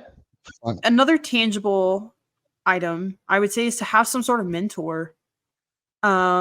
Somebody who's done it before, and maybe you don't want to be a fitness coach. Maybe you want to start like some online shop. Maybe, I mean, there's all sorts of businesses, tons of small businesses. Maybe you have a food truck. Maybe you have some cool online vegan bakery. I don't know what you're doing, but somebody out there has done it before. And the best thing that you can do is, just like in my situation, Julian helped me quite a bit. And also just being in that group with other people who were at the same place I was, they were barely just getting off the ground, and just seeing what they were doing, what worked for them, what didn't work for them. Everybody was very open about their failures, and it was a safe space. Like, we could all talk about, like, we bombed this call, but here's what we're going to do different. I think that's really helpful. And that's what we're doing with our coaching academy, is everybody there has, I mean, me and John. And we do have some people who are a little bit more experienced than other people. So we all have each other to lean on. I think having a mentor is so crucial and can really put you ahead of the game. And, like, if you don't have anyone in your life who has emulated some sort of life that you would like for yourself and that you could seek advice from, hire somebody. Like, I've done that so many times, and I've benefited from it every single time.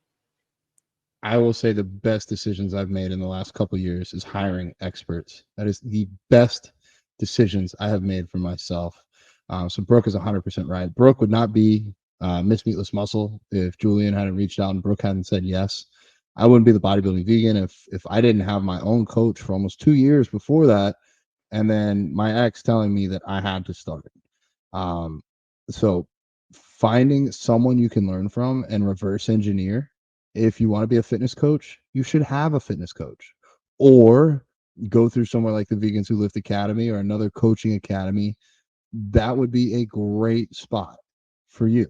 But not everybody's going to want that. Other people are going to want other things. So you got two options in my book. And here's where you can start writing down to work towards your goals. Let me pick something that I know nothing about. Running a flower shop. I'm sure there's some sort of academy or coaching mentor online that you could Google that has shown people how to set up a flower shop, how to order flowers, how to sell them, how to market them. Great. That's one option. If you got extra money and you got more money than time, go that route. If you're like, dang, dude, I work a full-time job. I barely cover my bills. I can't afford that. Then go get your ass a part-time job at a flower shop. Be a lowly employee. Learn how to care for the flowers. Learn how to fill up the pots with soil, learn how to talk to the customers and run the cash register. Then get yourself a promotion, become a manager. Once you can manage your own flower shop, you can start saving, you can take out a loan, find a way to go buy your own flower shop. Like, guaranteed you can do it. I used to think I wanted to run a gym. My first thing, I was going to go get an assistant manager or a manager position. Actually, Crunch, put this out there. This is how much I freaking believe in myself. Crunch Gainesville reached out after I had quit my full-time job and said, hey, we want to bring you on as an assistant GM. We're going to pay you $55,000 a year. Are you ready? I said, genuinely appreciate the offer, but I'm going to have to pass. I like working with my clients. And I wasn't quite making that much with clients at the time, but part of the stipulation was I'd have to let go of all non-in-person clients. And I said, thank you, but no thank you. But it made me think, if I ever wanted to run a gym, maybe not a crunch, but if I wanted to have my own gym, it would make a lot more sense for me to go get a job there, be a manager for 3 to 6 months, and reverse engineer the shit out of it. So anything I've ever done that I've done well with, I mean, even the Vegans Who Live Coaching Academy, I've had my own coaches for a long time. Brooke's taken a lot of business courses. I have a brand manager, aka Sean in the back here. I've taken a lot of the things he's taught me and applied it to this course. Brooke hooked me up with Johans. If you guys are looking for a financial advisor, send us a DM. He doesn't get referrals. We don't get anything from this. He's just good at what he freaking does. That's been a huge help. And then most recently, I just signed up for Spanish lessons. And you know what? I'm paying for it. I could get it for free. I could find it on YouTube. I could use Duolingo. I could get a person to do it for free. I guarantee it. But I'm not going to show up on time, prepared, and with my homework done unless I'm paying for it. So I'm paying for this. So I want to hold myself accountable. Anyways, I just rambled a lot, but y'all go get that. Should be step one. Learn your Yep. industry inside and out. And while you're doing that, though, start.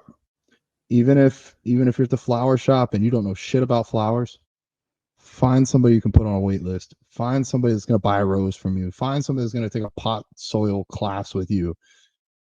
And you're going to get told no a lot, especially if you're new to the industry, especially if you don't have all the credentials. But eventually you're going to go yes. And then another one, then another one. You're going to build your resume. I have 0 certifications. I got a lot of experience. I got a lot of transformations. I got a lot of people that want to listen to me. And that's because I've just been in it, doing it for so long. You can go the certifications route if you want. That's an option. But for me, getting real world experience was what benefited me the most. So whatever business you want to be in, unless you're creating a brand new business that doesn't exist, I think like Elon Musk creating Mars missions, like that was probably brand new. Actually, I did read his book. He ran into some issues. Like part of the issue is only one country made this part of the rocket and only another country made this part. And so they could charge whatever they wanted.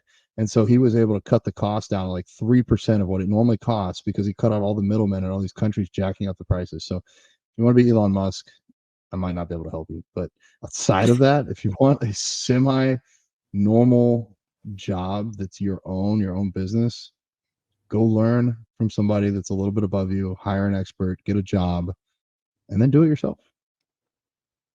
And I want to just note at any level too, because you may be at a point where you need someone to teach you the craft, which is like you were saying, like working at a low level employee in the flower shop. You learn how to take care of the flowers. That was like me working at that gym as a personal trainer. I had some knowledge, but I needed more to really be able to coach people and help people. So I learned the craft.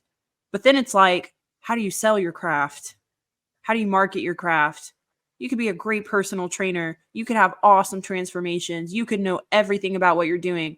Doesn't mean you're a good business person. Doesn't mean you're a good salesperson. Doesn't mean you're good at marketing. And that's where Julian stepped in for me. And that's where, like you were saying, going online, looking for some amazing, successful flower shop to teach you the ins and outs of the business.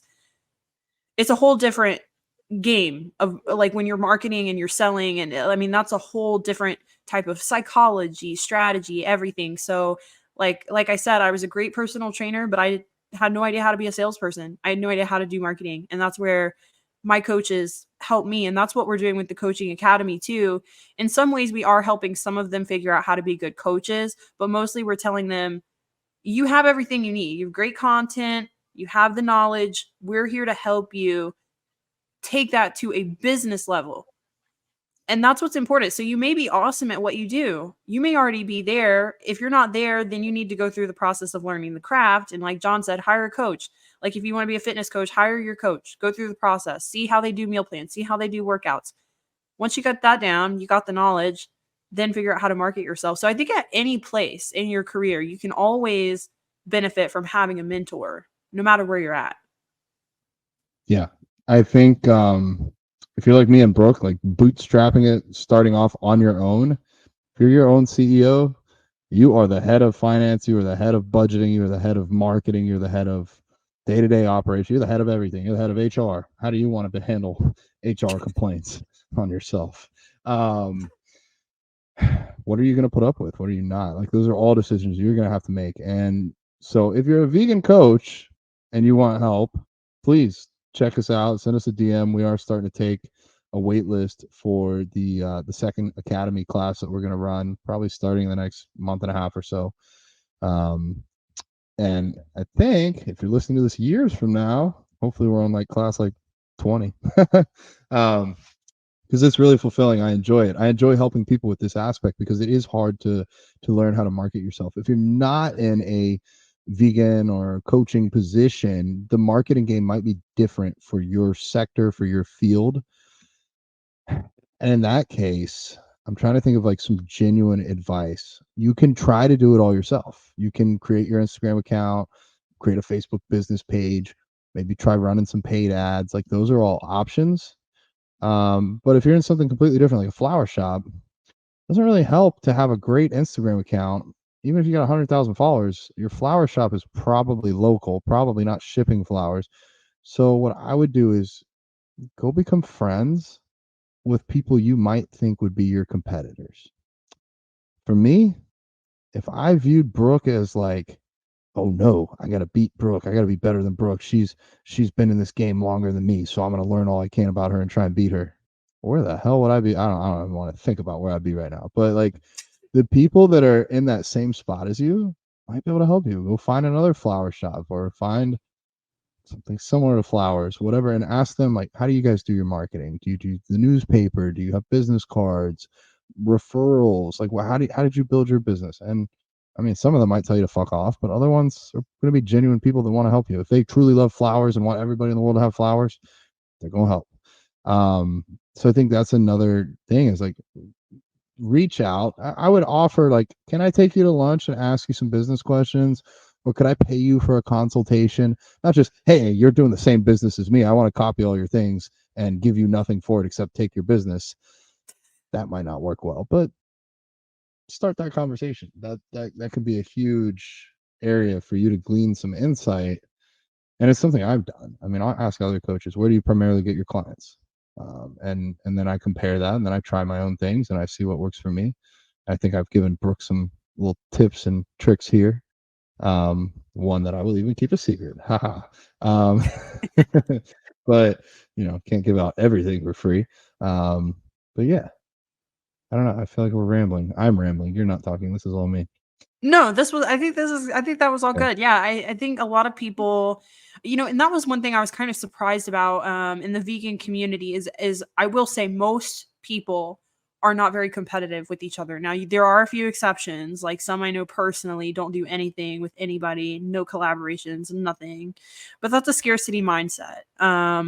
And I feel like making friends, building a community is so important. I mean, we've straight up had, I mean, even just besides us, like we've had other coaches come on here and promote their coaching on our Yeah. podcast. We're creating an academy, pumping out other coaches that potentially could be our competition, teaching them Yeah. everything that we're doing. Hey, here's my contract, copy it. Hey, here's our meal plan, you can copy it. Like literally, that's what we're doing for people. So I think it's really good to build a community. Um, there's always things that you can learn from other people, and like even me and you, like our programs aren't identical. Like we do have some things in common. We help each other, like we'll give each other advice, but it's still not identical. I think there's plenty of space for everybody to be successful. Different people are going to resonate with your story. So like somebody who resonates with me is going to be different from the person who really resonates with you. And we all have different things.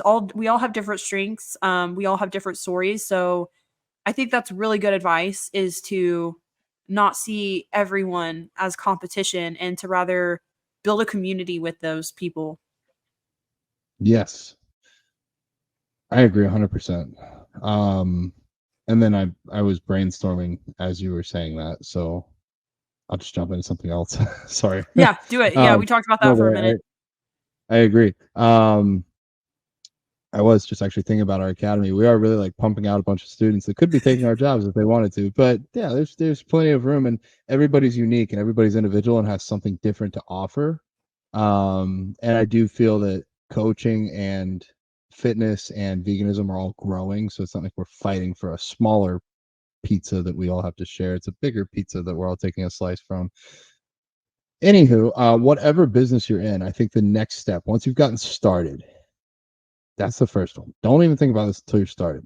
After you're started, think about scaling. How can you scale? How can you be more efficient with your time? How can you take on more clients or bring on more sales? Also, think about how can you run multiple businesses out of one? So for me, I mean, I have coaching, but then a lot of my Vegans Who Lift Coaching Academy students were prior clients of mine or current clients. That's one way to funnel them in there.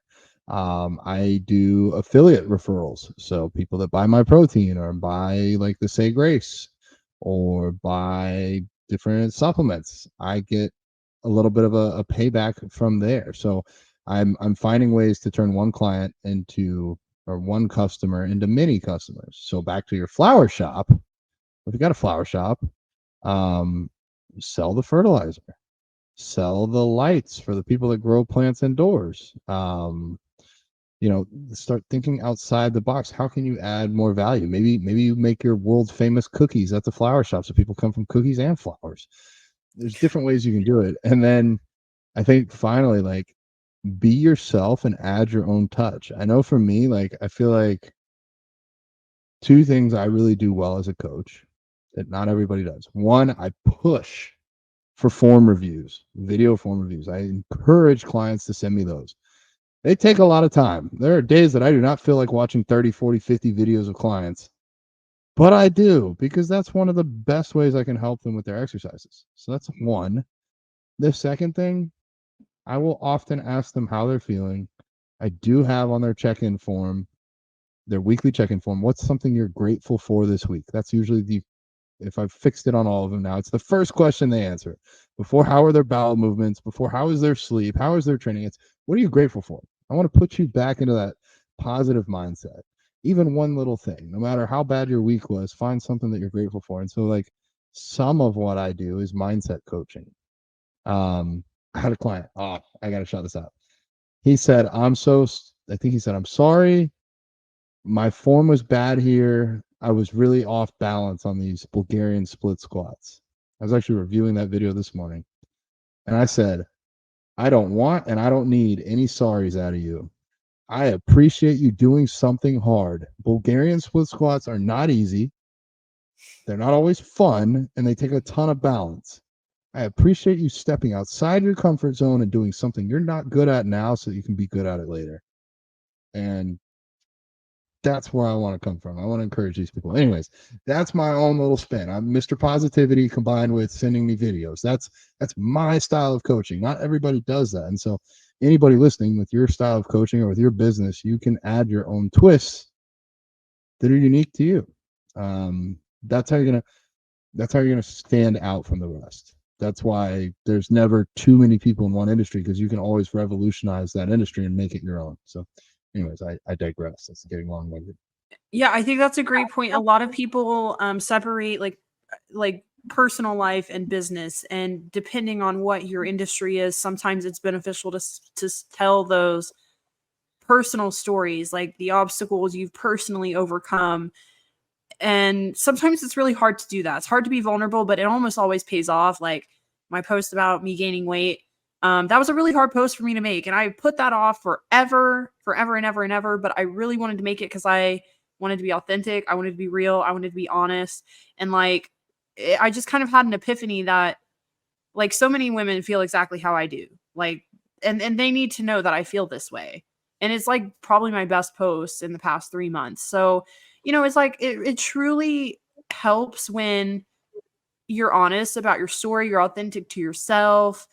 People always will know. Like people can pick up if you're being authentic or if you're trying to be someone you're not. Always be true to yourself, and that's the best way that you can build a business. And then I was going to add, so what was your other point before that? Do you remember? You made another point before. Damn. It was really good and I wanted to sell multiple services, like offer, like turn one customer into many customers. Oh, yeah. That was dang, I think I forgot what I was going to say about that. But again, yes, very important. Thinking outside the box. Like you said, working with multiple companies, like there's always trying to get creative. So like get your foot in the door with one thing. But then it was like, even with me, like I wanted to start my coaching business, but then I always had like, okay, well, maybe I'll also have an ebook. Maybe I'll also have some apparel. At some point I would like to do a podcast, whatever. So get one thing started, and then like you said, start thinking about those other streams of revenue, because that can always be helpful, and you're creating an ecosystem for Yeah. yourself. So like me and you, like we have multiple people who have signed up with us because of the podcast. We're not making any money of this podcast. Zero. We don't have any sponsors. We don't get paid. We don't do anything. Like this is literally just us, one, having fun. We wanted to do a project together, and two, just giving value to you guys. It's hard for you guys to get to know us just through Instagram, just through all the noise on social media. So this is another good outlet. But we've had people really resonate with our stories. Like I had your client Greta reach out to me yesterday about, she's like, you keep talking about your protein ice cream, and I really want to ask John if I can work this protein ice cream into my macro.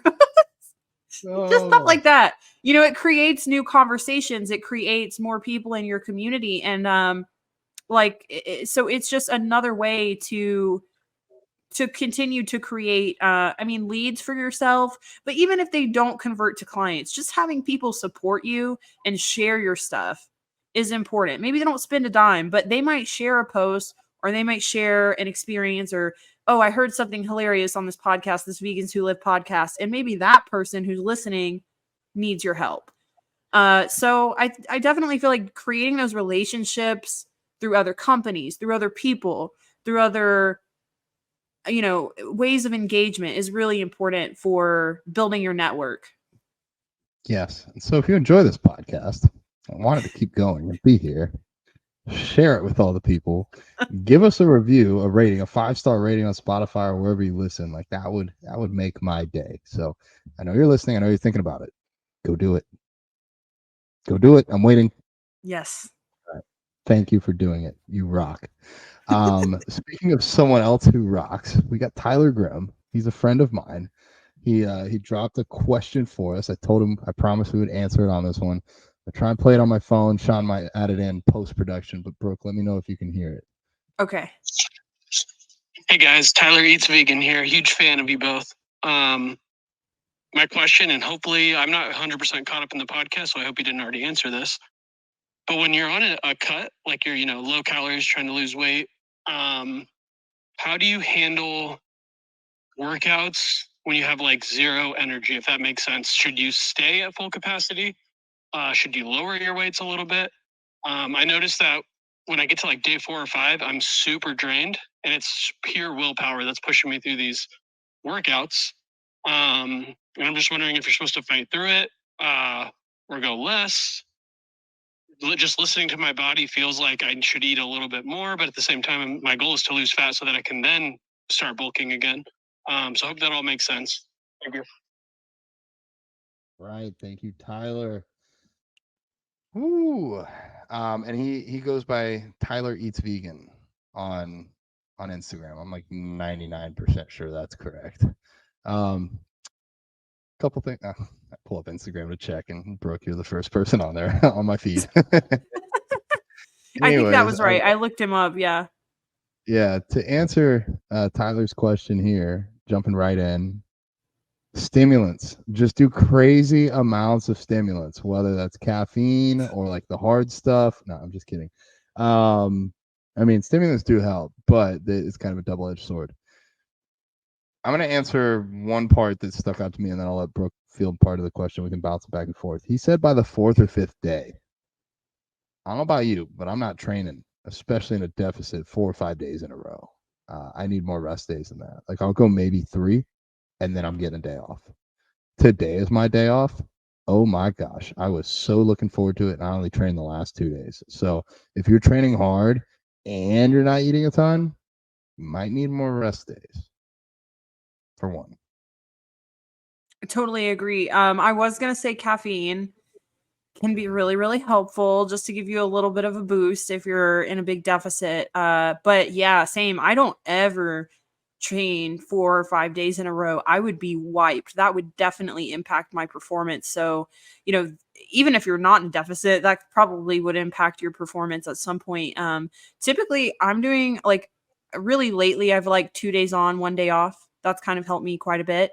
And then, depending on how much of a deficit you're in, I don't know if he's in a prep or not, but you are going to have some willpower. Some of it is mindset, just going into the workout and just doing your best. Obviously you don't want to get injured, but you do want to try to at least maintain your weights that you've been doing to keep your muscle, and to keep the stimulus. But yeah, caffeine a little bit, if you can do some caffeine, take some more rest days, and yeah, definitely go in with a good mindset. Like, I'm going to push today, get some good music going, get some good music that gets you hyped up. I'm like loving motivational videos lately. Like, I listen to that on my way to the gym. And by the time I get in the gym, I'm like, I'm going to fuck some shit up today.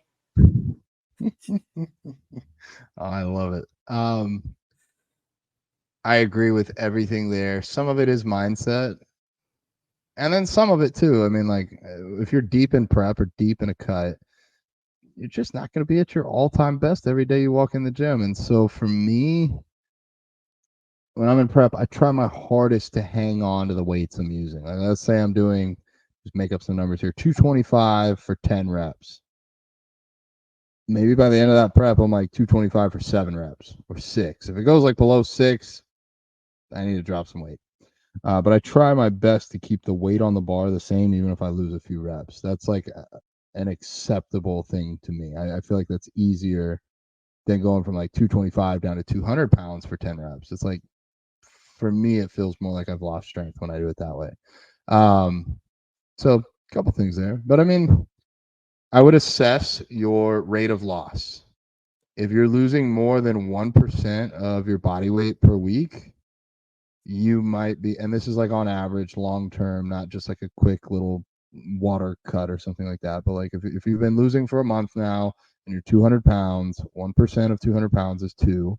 So 2 pounds a week would be about the max you'd want to lose. If you're losing 4 or 5 pounds a week, you might be losing some muscle. Like if you're doing that on average over and over and over again. So monitor that rate of loss, and as long as it's within the acceptable range, like Brooke said, caffeine, take an extra rest day, meal timing a little bit. I mean, do you take an intra workout? I would recommend it. I don't go to the gym without it. Shout out True Nutrition. But yeah, I mean, an intra workout's another thing if you're not already doing that I'd look into. Tyler, you know me on Instagram. If you have questions, shoot me a DM.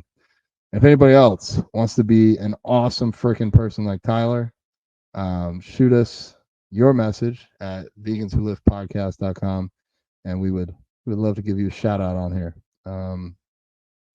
Brooke, I'm hungry. It's been almost 2 hours. I've only had one Me meal too. today. Same. I ate just before I got on, and I'm hungry. When I say I brought us on so you could take us off. Yes, thanks so much, guys, for tuning in. Please leave us a message, like John said, and make sure to like, subscribe, share with your mom, your grandma, your sister, your brother, your best friends, your worst enemy, and Alex's goats. Can't forget Alex's goats. All of the above. Everybody you know, everybody in your circle. And thanks so much for tuning in. Love you guys. See you next time. Bye.